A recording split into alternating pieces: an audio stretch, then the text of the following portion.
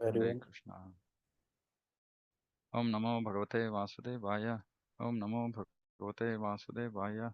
Om Namo Bhagavate Vasudevaya. Narayanam Namaskritya Naram Chaiva Narottamam Devim Saraswatim Vyasam Tato Vijaymudirayet. Nashta Prayasho Bhadreshu Nityam Bhagavata Sevaya Bhagavate Ruttama Shloke Bhaktir Bhavati Naishtiki. Om Agnanati Mirandasya Gnananjana Shalakaya Chakshurun Militam Mena Tasmai Shri Gurave Namaha. Namo Vishnu Padaya Krishna Preshthaya Bhutale Srimate Bhakti Vedanta Swaminiti Namine. Namaste Saraswati Devi Gauravani Pracharine Nirvishesha Shunyavadi Paschatya Deshatarine. Jai Shri Krishna Chaitanya Prabhu Nityananda Shri Advaita Gadadhara Shiva Asadi Gaura Bhakta Vrinda. Hare Krishna Krishna Krishna Hare Hare. Hare Rama Rama Rama Hare Hare. Jai Jai Shri Chaitanya Jaya Nityananda. Jaya Dvaita Chandra Jaya Gaura Bhakta Vrinda. Jaya Jaya Shri Chaitanya Jaya Nityananda.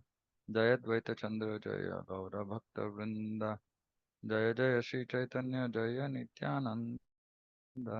Jaya Dvaita Chandra Jaya Gaura Bhakta Vrinda. Sri Chaitanya Bhagavata, Chapter 8, The Disappearance of Jagannath Mishra. All glories to Sri Gaura Sundara, the ocean of mercy. All glories to the moon-like Lord in the house of Shachi and Jagannatha. All glories to the life and soul of Nityananda Swarupa. All glories to the inaugurator of the congregational chanting of the holy names. All glories to Sri Gauranga, along with his devotees and associates. By hearing the topics of Lord Chaitanya, one attains the devotional service of the Lord. In this way, as the Supreme Lord confidentially resided in the house of Jagannath Mishra, no one was able to recognize him. The Lord enjoyed every variety of childhood sports found in the world. Who can describe them all? These pastimes will later be described through the Vedas in all the Puranas, and fortunate souls will hear about them. As Sri Gaura Sundara remained fully absorbed in his childhood pastimes, the time came for his accepting a Brahman thread. For the sacred ceremony of his son, Jagannath Mishra invited all of his friends and relatives to his house. They all happily gathered there and assisted in various ways according to their ability. The women chanted Krishna's glories and the musicians played mridanga, shanai, and flute. The Brahmanas recited the Vedas and the professional blessers chanted prayers. Thus, Sachi Devi's house appeared to be the incarnation of ecstasy. As Sri Gaura Sundara accepted the Brahmana thread, all the auspicious planetary conjunctions fell on the house of Shachi. The month, day, and moment were all auspicious as Sri Gaurahari accepted the Brahmana thread. The enchanting thread beautified the body of the Lord as if Ananta Shesha surrounded his body in a subtle form. The sacred thread is Ananta Shesha. Because Ananta Shesha serves Lord Krishna assuming various forms. Chaitanya Charitamrita says umbrella, slippers, bedding, pillow, garments, resting chair, residence, sacred thread, and throne. He is thus called Lord Shesha, for he has attained the ultimate end of servitude to Krishna. He takes many forms for the service of Krishna and thus he serves the Lord. Everyone was most pleased to see how Lord Gaura Chandra resembled Vamana Deva. On seeing his wonderful Brahman effulgence, no one considered him an ordinary child. Then, with a stick in his hand and a bag on his shoulder, Sri Gaura Sundara went to beg alms at the houses of his servants. The Lord's servants all gave alms in satisfaction according to their ability. All the women smiled as they put alms in the Lord's bag. The chaste wives of Brahma, Shiva, and various great sages all took the form of Brahmana's wives. They felt great satisfaction seeing Vishwambara's Vamana form and smiled as they placed alms in the Lord's bag. The Lord also enjoyed his Vamana pastimes, which were enacted for the deliverance of the conditioned souls. All glories to Sri Gaura Chandra, who accepted the form of Lord Vamana. Please donate your lotus feet in charity to my heart. Whoever hears the topics of the Lord accepting a Brahmana thread certainly attains the shelter of Sri Chaitanya's lotus feet. In this way, the Lord of Vaikuntha enjoyed in the house of Shachi various pastimes that are confidentially described in the Vedas. After properly understanding the meanings of the scriptures at home, the Lord decided to study in the company of his associates.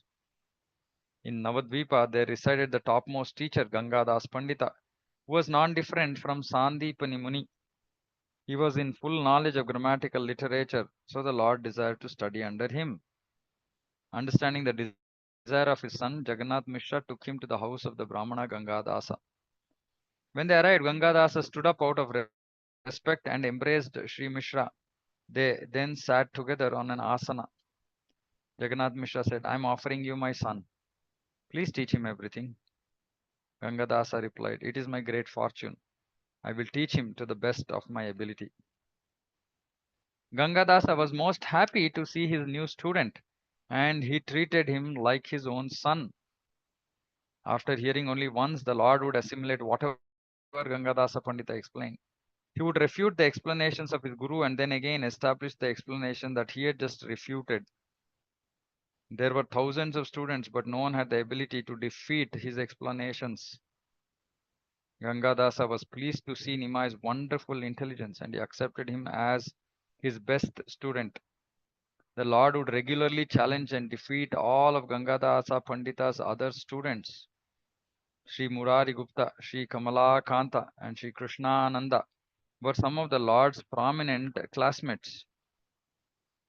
The Lord challenged and defeated them all, even the elder boys. But they would consider the Lord just a child and simply smile at him. Every day after school, the Lord went with his friends to bathe in the Ganges. In Navadvipa, there were innumerable students and they all took bath in the Ganges at midday. Each teacher had thousands of students and all the students would regularly challenge one another. As the Lord was young and restless, he would also quarrel with the other students. Someone would challenge, your teacher is not very learned. Another would say, see whose disciple I am. In this way, they began to quarrel with harsh words, and soon they would splash water and throw sand at one another. Eventually, they would beat one another or throw mud at one another. Some boy in the name of the king would catch another boy, and someone would beat another and then swim across the Ganges to safety. They wrestled so intensely that the waters of the Ganges became full of sand and mud. In that situation, the girls were unable to fill their water pots and the gentle Brahmanas were unable to take their bath. Sri Vishwambara was most restless. He went to each bathing ghata. At each ghata, there were innumerable students and the Lord debated at every ghata. The Lord swam to each ghata and enjoyed debating there for 1 or 2 hours. The senior students asked the boys, why are you arguing? Let us see who can explain the proper forms of vritti, panji, and tika. The Lord replied, yes, good. You can ask me anything you like. One student asked him, why are you so conceited? Conceited means ahankara. And Nimai replied, ask me whatever you like. The same student then said, explain the sutras on verbal roots. The Lord replied, listen attentively to what I say.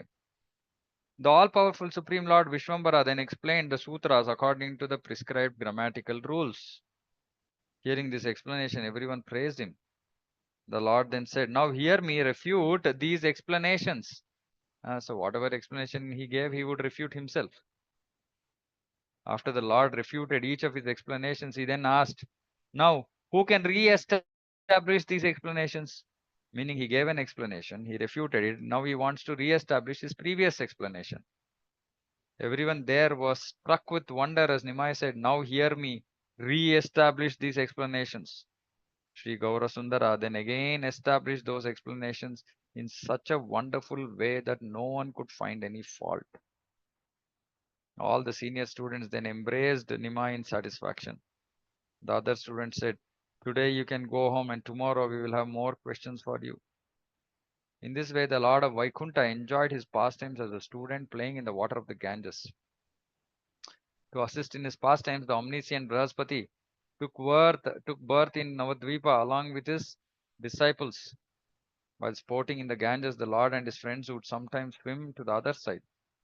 Seeing the good fortune of the Yamuna in obtaining the association of Lord Krishna, the Ganges had cherished the desire for the same opportunity. The Ganges constantly prayed, when will I be fortunate like the Yamuna? Although the Ganges is worshipped by Lord Brahma and Lord Shiva, she nevertheless still desires the good fortune of the Yamuna. Lord Gaurasundara is like a wish fulfilling tree that constantly satisfied the desires of the Ganges. After enjoying various pastimes in the waters of the Ganges, Sri Gaurachandra joyfully returned home.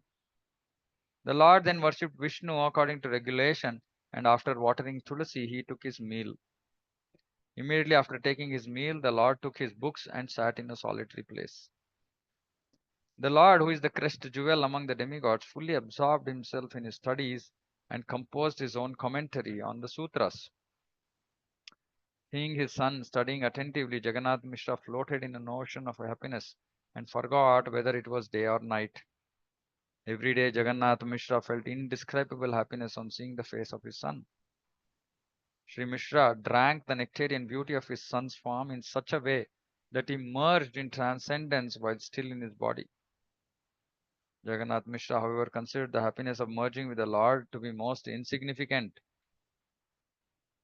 I offer unlimited obeisances at the feet of Sri Jagannath Mishra, whose son was the Lord of innumerable universes. In this way, whenever he saw his son, Sri Mishra Chandra would float in an ocean of bliss. The beauty of the Lord surpassed that of Cupid. Each of his limbs was extraordinarily beautiful. Seeing the beauty of his son, Jagannath Mishra thought, I'm afraid that my son may be attacked by ghosts or demons. Out of fear, Sri Mishra surrendered his son at the lotus feet of Krishna, as Gaurachandra smiled while watching from a secluded place. Hmm. So Mishra surrendered his son at the lotus feet of Krishna because he was worried. Jagannath Mishra prayed, O Krishna, you are the protector of all. Please glance mercifully on my son. Whoever remembers your lotus feet will never face any disturbances at home. Those sinful places where you are not remembered are the residences of ghosts, witches, and evil spirits.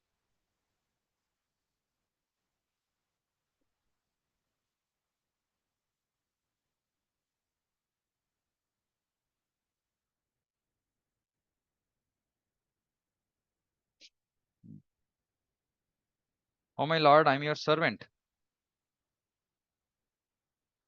Everything I possess belongs to you, so please preserve it. Therefore, do not allow any obstacle or danger to disturb my son. In this way, with folded hands and fixed concentration, Jagannath Mishra constantly begged for the Lord's mercy. Then one day, Jagannath Mishra unexpectedly had a dream that filled his heart simultaneously with happiness and lamentation. After the dream, he offered his obeisances and prayed, O Lord, Govinda, let Nimai stay at home. O Krishna, this is the only benediction that I ask of you. Let Nimai stay at home as a householder. Astonished, Sachi inquired, why are you suddenly asking for these benedictions? Jagannath Mishra replied, Today I dreamed that Nimai had shaved his head. I am unable to describe how wonderful he looked dressed as a sannyasi. He laughed, danced, and cried while constantly chanting the name of Krishna. Headed by Advaita Acharya, the devotees performed kirtana as they circumambulated Nimai. The next moment, I saw Nimai sitting on Vishnu's simhasana and placing his feet on the heads of the devotees. Brahma, Shiva, Ananta Shesha, everyone chanted Jai Sachinandana. I became speechless out of fear as I watched devotees in all directions offering prayers in great ecstasy. Shortly thereafter, I saw Nimai dancing along the streets of Navadvipa, surrounded by millions of people.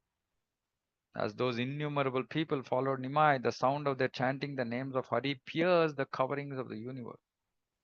The only sound I heard was the prayers being offered to Nimai from all sides as they traveled on the path to Nilachala.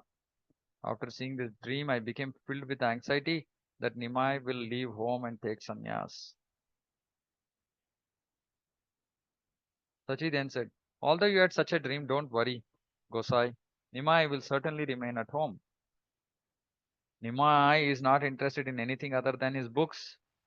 Advancement in education is his only occupation. In this way, the most exalted couple discuss various topics out of affection for their son. After passing some days like this, Jagannath Mishra, whose body is eternally pure, departed from this world. After his departure, the Lord cried profusely, just as Ramachandra cried after the departure of Maharaja Dasharatha. Mother Shachi survived simply because of her irresistible attraction to Sri Gaurachandra. Elaborating on these topics is too painful. Therefore, I have given only a brief description. In this way, Sri Gaurahari and his mother controlled their grief as they lived together in seclusion. Sachi Devi engaged fully in the service of her fatherless son with no interest in any other activity. If she did not see Gaurachandra for a danda means about 24 minutes, he would faint and become blinded. The Lord also constantly displayed affection and pacified his mother with pleasing words. He would say, "Oh, mother, don't be aggrieved. As long as I am with you, you have everything. I will readily bring you that which people consider rare for even Brahma and Shiva." What to speak of her distress, Mother Sachi forgot even her own self upon seeing the beautiful face of Sri Gaurachandra. He whose remembrance fulfills the desires of all was personally present in the form of her son. Therefore, how could she remain miserable? Rather, Sachi Devi soon recovered her blissful nature. In this way, the Lord of Vaikuntha relished ecstasy as a Brahmana child in Navadvipa. Although the Lord's house displayed all the symptoms of poverty, he would make demands like the King of Kings. He never considered whether there was anything at home or not. If he didn't get what he demanded, there would be no escape from his wrath. He would even break the door of the house without considering that it was his loss. Still, out of affection, Tachi would try to immediately give him whatever he demanded. One day, as the Lord prepared to go and take bath in the Ganges, he asked his mother for oil and amalaki. "I want to worship the Ganges after taking bath," he said. "So please give me a garland and some sandalwood paste." His mother replied, "Please listen, my dear child. I will go bring a garland. Just wait a moment." As soon as he heard the words, "I will go bring," the son of Shachi became as angry as Lord Rudra. "You will go now to get a garland?" Saying this, the Lord angrily entered the house. In an angry mood, the Lord first broke all the parts of Ganges water. Then he took a stick and broke the containers of oil, ghee, and salt to pieces. The Supreme Independent Lord then broke the small and big clay pots that were used for auspicious ceremonies.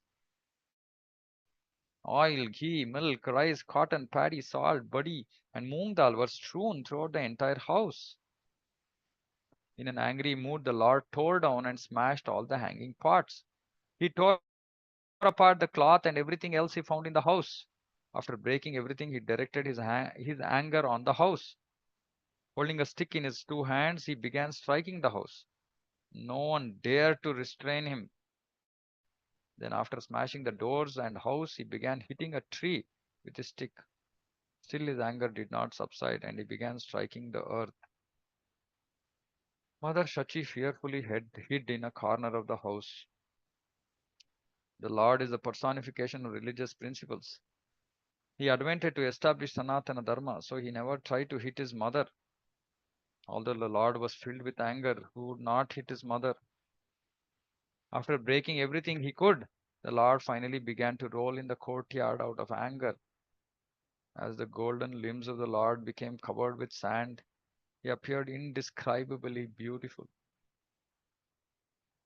After rolling on the ground for some time, Gaura calmed down as he continued lying there. In this way, the Lord of Vaikuntha entered into Yoga Nidra as he lay there on the ground. He who lies on the body of Ananta, he whose lotus feet are constantly served by the goddess of fortune, he who is to be known through the Vedas, that same Lord was now sleeping in the courtyard of Shachi. He whose hair pores are the source of innumerable universes, he whose servants direct the creation, maintenance, and destruction of those universes, he whose glories intoxicate the minds of even Shiva and Brahma, that same Lord was now sleeping in the courtyard of Sachi. As the Supreme Lord thus relished Yoga Nidra, all the demigods either cried or laughed. Shortly thereafter, Sachi Devi brought a garland and other ingredients for worshipping the Ganges. She slowly brushed the sand off the Lord's body and lifted him up. Get up, my dear son. Open your eyes and take this garland. Go worship the Ganges as you desire. It is good that you've broken everything. I hope that all the future impediments have been destroyed by this act. On hearing his mother's words, Sri Gaura Chandra felt embarrassed and went to take bath. Meanwhile, Mother Shachi cleaned the house and prepared to cook. Although the Lord destroyed so many things, Shachi did not feel any distress. He simply tolerated Gaura's mischief just as Mother Yashoda tolerated Krishna's unlimited mischief in Gokula. In this way, Shachi, the mother of the universe, constantly tolerated all of Gauranga's mischievous activities. I am unable to describe the many other similar mischievous pastimes performed by the Lord. Mother Shachi tolerated them all with her body, mind, and speech as though she was Mother Earth herself. After some time, Nimai, the supreme enjoyer of various pastimes, returned home after taking bath in the Ganges. Then the Lord then worshipped Vishnu, offered water to Tulasi, and sat down for his meal. Fully satisfied after his meal, the Lord washed his hands and then chewed some betel nut. Thereafter, Mother Shachi softly asked him, my dear son, why have you destroyed so many things? The house and its door belongs to you. Destroying them is your loss. It is not my concern. You say that you will go to school now, but I have nothing left at home. What will you eat tomorrow? The Lord smiled and said, Krishna is the maintainer of everyone. He will maintain us. Saying this, the Lord, who is the husband of the goddess of fortune, took his books and went off to school. After happily enjoying his studies, the Lord went to the Ganges in the evening. He passed some time on the bank of the Ganges and then returned to his home. The Lord then called his mother to a secluded place and gave her 20 grams of gold. Dear mother, see what Krishna has given. Please get it exchanged for our necessities. Thereafter, the Lord went to bed, while the astonished Shachi Devi considered, from where does he bring this gold so often? I'm afraid that he later on some problem might arise. Whenever there is shortage of necessities at home, he has brought gold. Does he borrow it or does he know some mystic power? Otherwise, whose gold is it? And how does he get it? The supremely honest and magnanimous Shachi became fearful of getting gold exchanged so often. Shachi would have the gold checked by 5 or 10 people before getting it exchanged. In this way, the supreme lord of all mystic powers secretly resided in Navadvipa. He did not leave aside his books for even a moment, and as he studied with his classmates, he looked just like Cupid. His forehead was decorated with tilaka, and the curly hair on his head stole the minds of all. With a Brahmana thread hanging on his shoulder, he appeared to be the personification of Brahminical effulgence. His beautiful smiling face was most pleasing, and his teeth were divine. How wonderful were his two lotus eyes, and how wonderful was the way he wore his dhoti. His beauty attracted the unbroken gaze of everyone who saw him. No one failed to offer compliments in his honor. While studying, Nimai gave such nice explanations that his teacher was greatly satisfied with him. Indeed, the teacher recognized Nimai as the foremost of all his students. The teacher said, dear child, you must study attentively. Then you will soon be known as Bhattacharya. The Lord replied, it is not difficult for anyone you bless to become a Bhattacharya. Whenever Sri Gaurachandra asked a question, none of the students were able to answer. He would he would himself establish the explanation, and the next moment he would refute it. If someone was unable to establish a point, the Lord would give the proper explanation. While bathing, eating, or traveling, the Lord had no engagement other than studying the scriptures. While the Lord enjoyed his pastimes as a student, he did not disclose himself because of the fallen condition of the world. At the time, the entire world was devoid of devotional service to the Lord, and people were engaged simply in materialistic association and activities. People held various grand festivals for their sons and daughters, and they had no concern for anything other than their bodies and homes. The Vaishnavas were all distressed at heart to see the people's attachment to illusory happiness. They all cried, "O Krishna, O Lord, please be merciful on these fallen souls." These people have not developed attachment for Krishna after attaining this human form of life. How long will they suffer such degradation? Their human form of life, which is desired even by the demigods, is being wasted in the pursuit of false happiness.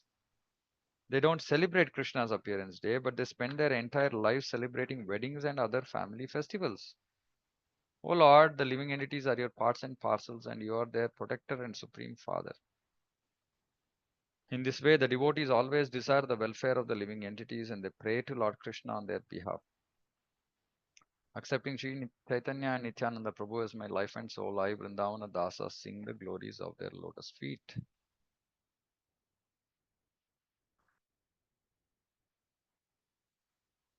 Chapter 9.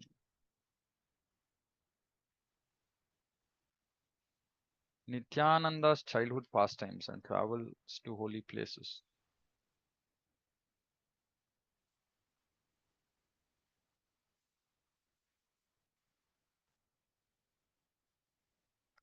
All glories to Sri Krishna Chaitanya, who is an ocean of mercy. All glories to Sri Nityananda Prabhu, who is the friend of those who are ignorant of the goal of life. All glories to He who is the life, wealth, and soul of Sri Advaita Chandra.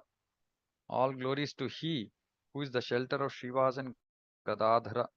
All glories to Lord Vishwambara, the son of Shachi and Jagannatha. All glories to the devotees who are the beloved associates of the Lord. On the order of Lord Chaitanya, Sri Ananta Deva had already appeared in Radha Desha and was engaged in various pastimes. His father's name was Hadai Ojha and his mother was Padmavati. Sri Nityananda Prabhu appeared in the village of Ekachakra as the Lord of the Gaudiya Vaishnavas. From his childhood, Lord Nityananda was sober, intelligent, and the abode of all good qualities. His charming loveliness defeated that of millions of cupids. The entire district of Radhadesha was filled with auspiciousness and devoid of famine and poverty from the time of his birth. The day that Lord Gaurachandra appeared in Navadvipa, in Radhadesha, Lord Nityananda roared loudly. His roar spread throughout innumerable universes, and people of the entire world were practically rendered unconscious. Some people said it was a thunderbolt, while others thought it was a great calamity. Other people said, "We know the cause. It was a loud roaring of Nityananda Goswami, the Lord of the Gaudiyas." In this way, people had different opinions about what had happened, but no one could recognize Lord Nityananda due to the influence of his illusory energy. Nityananda remained hidden as he enjoyed childhood pastimes with other children. The pastimes that the Lord enjoyed with his childhood friends were all related to the activities of Lord Krishna. He and his friends formed an assembly of demigods, and one of them, acting as Mother Earth, offered prayers to them. They then led Mother Earth to the river bank, and the children all began to offer prayers. Then one of the boys, hidden from view, loudly declared, "I will soon take birth in Mathura Gokula." One evening, the Lord and his friends enacted the marriage of Vasudeva and Devaki. They created a Gokula, and Krishna was taken there and exchanged with Mahamaya, thereby tricking King Kamsa. Another time, they dressed someone as Putana, and someone climbed on her chest to suck her breast. One day, Nityananda and his boyfriends made a shakata or handcart out of reeds and then broke it. Another day, the Lord and his friends stole from the houses of neighboring cowherd men. The boys never left Nityananda's association to go home, but continued sporting with him day and night. The children's parents did not complain. Rather, they would affectionately embrace Nityananda. They said, "We've never seen such transcendental sports. How does this child know so many of King Krishna's pastimes?" One day, the Lord made snakes out of leaves and then took his friends to the water. One of them jumped into the water and remained there inert. Later, the Lord brought him back to consciousness. Another day, the Lord and his friends went to Thalavan, where they killed Dhenuka Asura and then ate Thala fruits. Nityananda and his childhood friends went into the fields and enjoyed various pastimes, such as the killing of Bakasura, Aghasura, and Vatsasura. In the afternoon, the Lord and his associates returned home blowing buffalo horns. One day, they enjoyed the pastimes of lifting Govardhana hill, and another day, they created a Vrindavana wherein they enjoyed various sports. One day, they enacted Krishna's pastime of stealing the gopis' clothes, and another day, they enacted his meeting the wives of the Brahmanas. On one occasion, a boy dressed as Narada with a beard and gave Kamsa some confidential information. Another day, took one boy dressed as Akrura and took Krishna and Balarama to Kamsa's capital. As Nityananda cried in the mood of the gopis, it appeared to his friends that a river was flowing from his eyes. Due to the influence of Vishnu's illusory energy, no one could recognize Nityananda as he enjoyed pastimes with his friends. The children arranged the city of Mathura and then wandered through its streets. Someone played the role of a gardener and someone accepted a flower garland from him. Someone dressed as Kubja and sandalwood pulp was accepted from her. A large bow was made and they all shouted in joy when it was broken. They enacted the pastimes of killing the Kuvalaya elephant and the wrestlers Chanura and Mushtika. Thereafter, Kamsa was grabbed by the hair and thrown to the ground. After killing Kamsa, the Lord danced with his friends in such a way that everyone watching began to laugh. In this way, Nityananda and his friends imitated the pastimes of the various incarnations. One day, Nityananda dressed like Vamana and went to cheat Bali Maharaja out of his kingdom, which covered the three worlds. Someone played the role of the aged Shukracharya who forbid Bali from giving the three steps. After accepting the gift, the Lord placed his last step on the head of Bali. One day, Nityananda enacted the pastime of building a bridge across the ocean with the boys playing the role of monkeys. They cut castor oil plants and made a bridge across the river. Then all the boys exclaimed, Jai Raghunatha! Nityananda accepted the role of Lakshmana, who angrily went with a bow in his hand to chastise Sugriva. O king of the monkeys, my lord is in distress. Come quickly or I'll kill you. How can you sit here enjoying with women while he is lamenting on Malyavan mountain? Another day, Lord Nityananda spoke in anger to Parashurama. O Brahmana, I am not at fault. Leave here at once. Lord Nityananda was absorbed in the mood of Lakshmana. The boys, however, could not understand this and thought it was just a game. On another occasion, 5 boys took the role of monkeys, and the Lord took the role of Lakshmana. Who are you monkeys wandering in the forest? I am the servant of Ramachandra. Tell me who you are. They replied, We are wandering out of fear of Vali. Please take us to Ramachandra. We wish to take the dust of his lotus feet. The Lord embraced them and then led them to Ramachandra, whereupon they all fell at his feet. One day, the Lord enacted the pastime of killing Indrajit, the son of Ravana. And one day, in the mood of Lakshmana, he accepted defeat. Someone in the role of Vibhishana was brought before Ramachandra, and Rama performed his Abhisheka or coronation, installing him as the king of Lanka. One boy said, I am the mighty Ravana. Now I am releasing the Shakti Shela weapon. Stop it, if you can, Lakshmana. Saying this, the boy threw a lotus flower at Nityananda, and in the mood of Lakshmana, he fell to the ground. After the Lord, in the mood of Lakshmana, fell unconscious, all the boys tried in vain to revive him. When they found no symptoms of life remained in the body of Nityananda, they all held their heads and began to cry. The Lord's father and mother came running there and also observed that there was no sign of life in their son. They then also fell to the ground unconscious. Everyone who saw this tragedy was struck with wonder. As the boys described the entire incident, someone said, I understand why he is unconscious. Previously, one great actor played the role of Dasharatha, and when he heard that Rama had left for the forest, he left his body. Someone else said, There is a boy dressed as Hanuman. If he gives him medicine, he will be cured. Before this incident, the Lord had instructed his friends, When I fall unconscious, you should all gather around me and cry. After a while, send Hanuman for some medicine. I will recover when he puts the medicine to my nose. When the Lord fell unconscious in his own mood, the boys were all bewildered because they were so confused they could not remember the Lord's instructions. They simply cried loudly, Oh, brother, please get up. But when the boys heard the people's comments, they remembered Nityananda's instruction, and the boy dressed as Hanuman immediately went for the medicine. Another boy dressed as a renunciate welcomed Hanuman with fruits and roots. And this was Kalanemi, Ravana's uncle, who was dressed as an ascetic. He said to Hanuman, "My dear sir, please stay and grace my ashrama. It is a great fortune to meet such a person as you." Hanuman replied, "I must go and complete my important mission. I would like to come, but I cannot delay. You must have heard that Lakshmana, the younger brother of Ramachandra, has been rendered unconscious by the Shakti Shela weapon of Ravana. Therefore, I am going to Gandhamadana to bring medicine. Only then will he survive."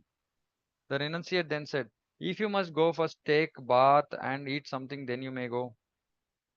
The two boys repeated whatever Nityananda had instructed them. Therefore, everyone gazed at them in astonishment as they listened to their conversation.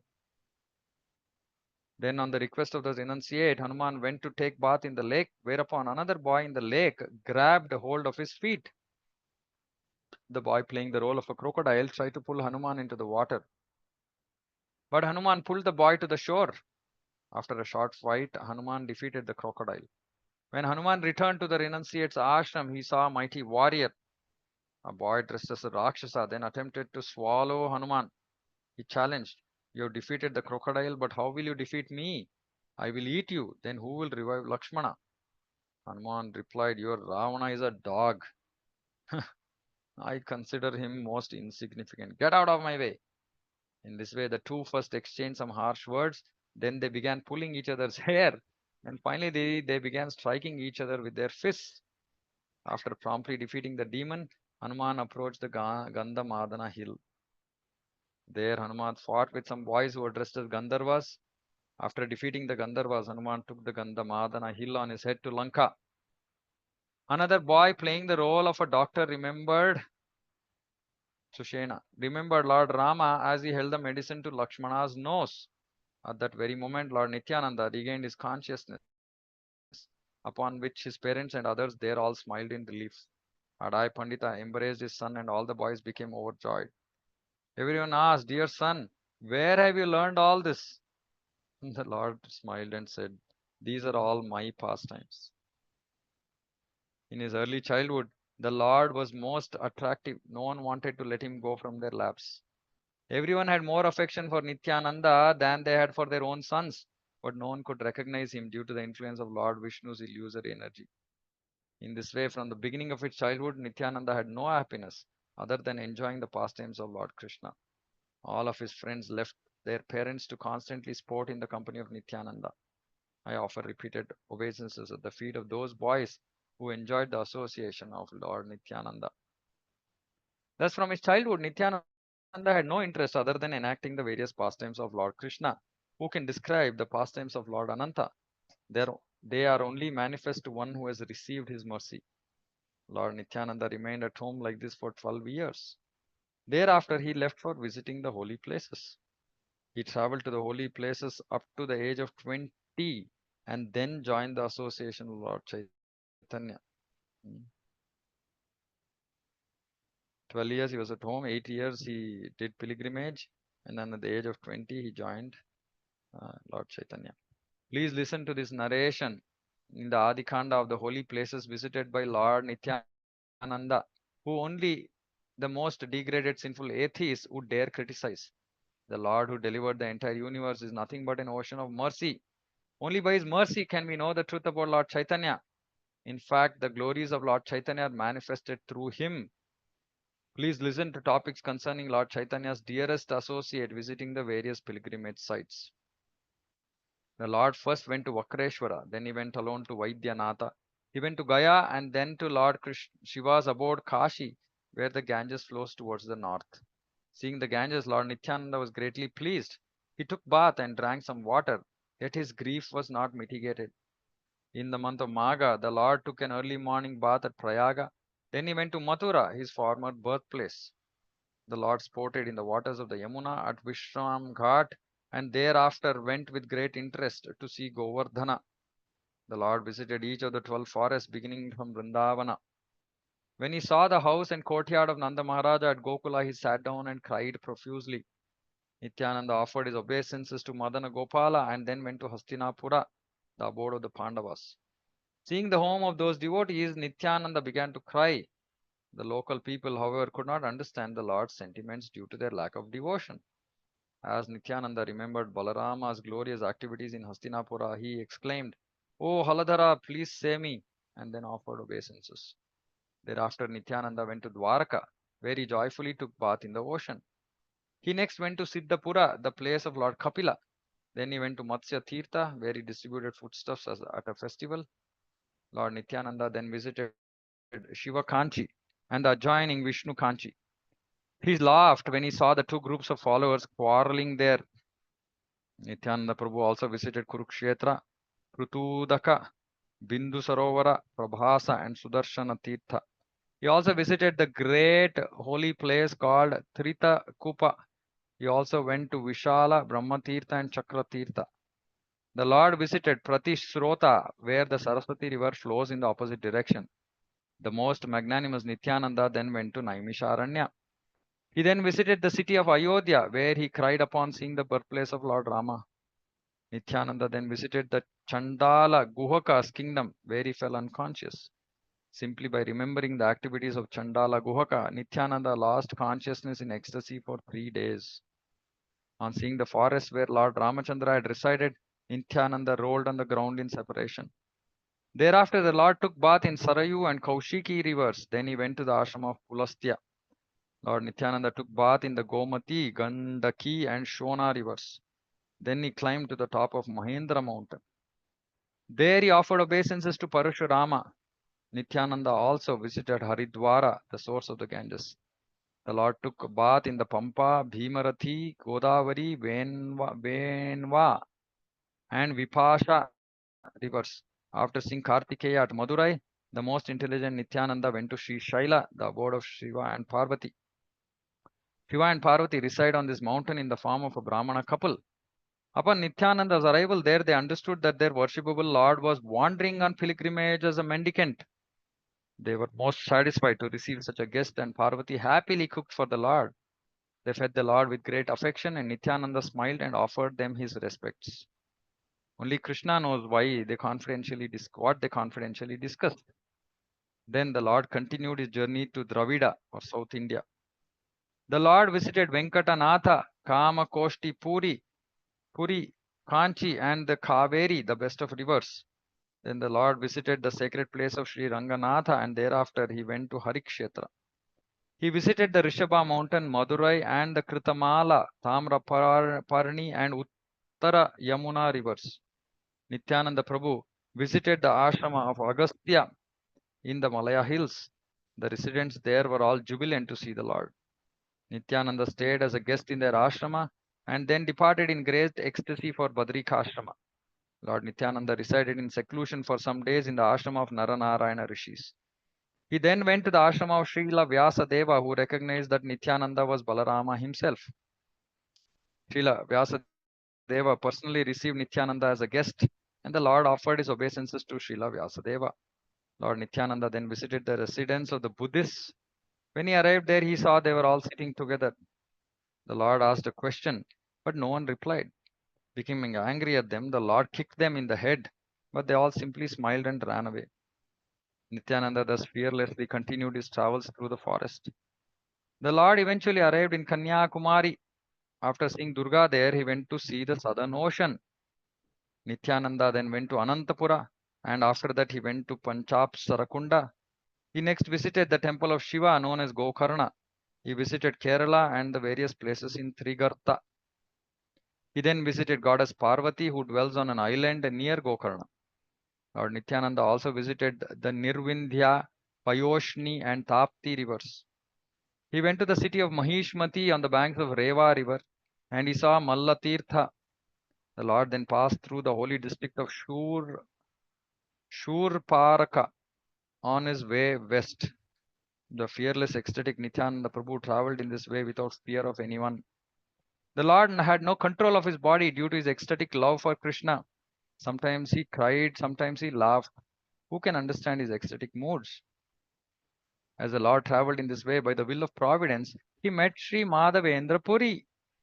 The body of Sri Madhavendra Puri is imbued with ecstatic love of God, and his followers partake of those same sentiments. He did not relish anything other than loving sentiments for Lord Krishna, who enjoyed his pastimes in the body of Madhavendra Puri. What more can I say about the devotion of he who was the spiritual master of Sri Advaita Acharya? When Nityananda saw Madhavendra Puri, he was immediately stunned in ecstatic love and fell to the ground unconscious. Seeing Nityananda, Madhavendra Puri forgot himself and fell unconscious. Sri Gaurachandra has repeatedly stated that Sri Madhavendra Puri is the original root of worship in ecstatic love. After they both fell unconscious, the disciples headed by Ishvara Puri all began to cry. After some time, when they regained external consciousness, they held each other's neck and began to cry. Overwhelmed in ecstatic love for Krishna, they then rolled in the sand and cried out loudly. Tears of love flowed like rivers from their eyes and soaked the Mother Earth, thereby making her feel gratified. Shivering, shedding tears, hair standing on end, and other ecstatic symptoms appeared without end, for Lord Chaitanya personally resides in their bodies. Lord Nityananda said, "Whatever pilgrimage I have performed till now has today borne fruit. Today I have seen the lotus feet of Madhavendra Puri. By seeing his ecstatic love of God, my life has become successful." Madhavendra Puri embraced Nityananda and was unable to reply, for his throat was choked with love. Sri Madhavendra Puri was so pleased that he was unable to release Nityananda from his embrace. Ishvara Puri, Brahmananda Puri, and the other disciples of Madhavendra Puri all felt great attachment for Lord Nityananda. They had previously come across many sadhus, but they had never before seen such devotional symptoms. They always felt distressed while conversing with materialistic people, so they decided to travel through the forest. Now, with this meeting, their distress was mitigated and their love for Krishna was aroused. For some days, Nityananda Prabhu traveled with Madhavendra Puri and relished discussing topics of Lord Krishna. The characteristics of Madhavendra Puri are most wonderful. He fell unconscious just by seeing a dark cloud. Out of love for Krishna, he would day and night laugh, cry, and exclaim, "Hey, hey," almost like a drunkard. Lord Nityananda was intoxicated with loving sentiments for Govinda. He would laugh loudly and sway to and fro with love of God. Madhavendra's disciples constantly chanted the name of Hari as they observed their extraordinary symptoms of love. The two forgot whether it was day or night in their absorption of ecstatic love. Although they remained together for a number of days, they considered that time hardly a moment. Who can know all the incidents that took place between Nityananda and Madhavendra Puri? Only Krishna can know. Madhavendra Puri was unable to give up the association with Nityananda, so he constantly remained with him. Madhavendra said, "I have never seen such ecstatic love. Wherever such love of God is found, that is my favorite holy place. I know Krishna has bestowed his mercy on me because he has given me the association with Nityananda. Wherever Nityananda's association is found, that place is most sacred and completely transcendental. If one hears the name of Nityananda, he will certainly attain the lotus feet of Lord Krishna Chandra. If one has the slightest envy for Nityananda, he is never favored by Krishna, even if he appears to be a devotee." In this way, Madhavendra Puri day and night exhibited affection for Nityananda with his speech and activities. Nityananda considered Madhavendra to be his guru and nothing else, nothing less. These two greatly learned personalities did not know whether it was day or night due to their ecstatic love for Krishna. After remaining together for some days, Nityananda left for Setubandha, Rameshwaram. Madhavendra Puri went to see the Sarayu river in their absorption of Krishna consciousness. They both forgot their own bodies. Therefore, a devotee's feelings of separation for the Lord maintains his life. Otherwise, how could such intense feelings be tolerated if one were in external consciousness? Whoever hears these topics regarding the meeting between Nityananda Prabhu and Madhavendra Puri will certainly achieve the wealth of love for Krishna. After traveling in this ecstatic mood for some days, Nityananda arrived at Setubandha. After taking bath at Dhanush Tirtha, he went to see Lord Rameshwara. Then the Lord went to Vijayanagara. He visited Mayapuri, Avanti, and the Godavari river, and then he went to the abode of Jiyada Narsimha. He visited Trimalla and Kurma Kshetra, and eventually he went to see Jagannatha, the Lord of Neelachala. As he approached Neelachala, he fell unconscious upon seeing the temple flag. He saw Lord Jagannatha as the source of the Chaturvyuha and surrounded by his dear devotees. Immediately upon seeing the Lord, Nityananda's hair stood on end and he fell unconscious.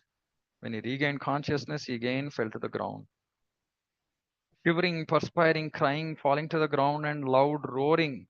Who can describe these ecstatic transformations that were exhibited by Lord Nityananda? After remaining Neelachala for some time, Nityananda went in jubilation to Ganga Sagara. Who can describe the Lord's pilgrimage? I have written in brief only by His mercy. After visiting various holy places in this way, Lord Nityananda returned again to Mathura. He continually stayed in Vrindavana and became so absorbed in Krishna that he did not know whether it was day or night. He did not eat, but he occasionally drank some milk whenever someone offered it to him. Lord Nityananda knew well that Lord Gaurachandra was living incognito in Navadvipa. He thought to himself, I will go serve Lord Gauranga when he manifests his opulences. Thinking in this way, Lord Nityananda did not go to Navadvipa but remained at Mathura. He regularly enjoyed sporting in the waters of the Yamuna and playing with the children in Vrindavana. Although Lord Nityananda is omniscient, he did not distribute devotional service to the Lord at that time. When Lord Gaurachandra manifests his opulence, then on his order he would begin to distribute devotional service. The servants and associates of Lord Chaitanya did not like to do anything without his instruction, but this does not diminish their glories in the least. Brahma, Ananta, Shiva, and the other demigods create, maintain, and destroy under the order of Lord Chaitanya. Sinful persons who do not like to hear such things are not fit to be seen by the Vaishnavas. Just see for yourself how Nityananda Prabhu has blessed the people of this universe with the treasure of devotional service. Lord Nityananda is the foremost devotee of Lord Chaitanya, for the glories of Lord Chaitanya always reside on his tongue. Day and night, Lord Nityananda chants the glories of Lord Chaitanya. So when one worships Nityananda, he certainly attains devotion for Lord Chaitanya. All glories to Lord Nityananda, who is the first manifestation of Lord Chaitanya. The glories of Lord Chaitanya become manifest by his mercy. One becomes attached to Nityananda by the mercy of Sri Chaitanya, and one who knows Nityananda never faces any adversities. Those who wish to cross the ocean of material existence and drown in the ocean of devotional service must worship Lord Nityananda. Someone said Nityananda is just like Balaram. Another person said he is most dear to Sri Chaitanya. Someone may consider Nityananda a sannyasi. Someone may consider him a devotee, and someone may consider him a gnani. They may say whatever they like. Even if Nityananda was a most insignificant servant of Lord Chaitanya, still I would keep his lotus feet in my heart. Therefore, I kick the head of any sinful person who disregards the glories of Lord Nityananda and dares to criticize him. If you find any follower of Lord Chaitanya appear to say something bad about Nityananda, you should know for certain that what they said was actually glorification. Vaishnavas are always pure and full of knowledge. So if there is ever any quarrel between them, you should know it is simply part of their pastimes. If a person takes the side of one Vaishnava and criticizes another, he is certainly vanquished. Anyone who follows Nityananda without finding fault in him will surely attain the shelter of Sri Gaurachandra. When will the day come when I will see Lord Chaitanya and Lord Nityananda surrounded by their devotees?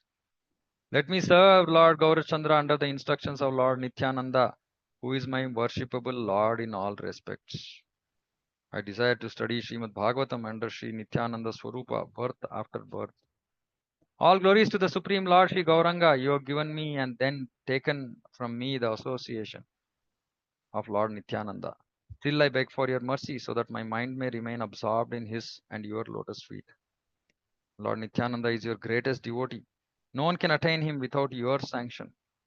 Lord Nityananda traveled throughout the forests of Vrindavana until Lord Gaurachandra displayed his opulences. Whoever hears these descriptions of Nityananda Swarupa's visit to the holy places will attain the treasure of divine love. Accepting Sri Chaitanya and Nityananda Prabhu as my life and soul, I, Vrindavana Dasa, sing the glories of their lotus feet. Shri Chaitanya Bhagavat ki jai, Jagat Guru Srila Prabhupada ki jai, Samveta Gaura Bhaktavindi ki jai. Vancha kalpatarubhyascha kripa sindhubhyevacha patitanam pavanebhyo vaishnavibhyo namo namaha. Hare Krishna.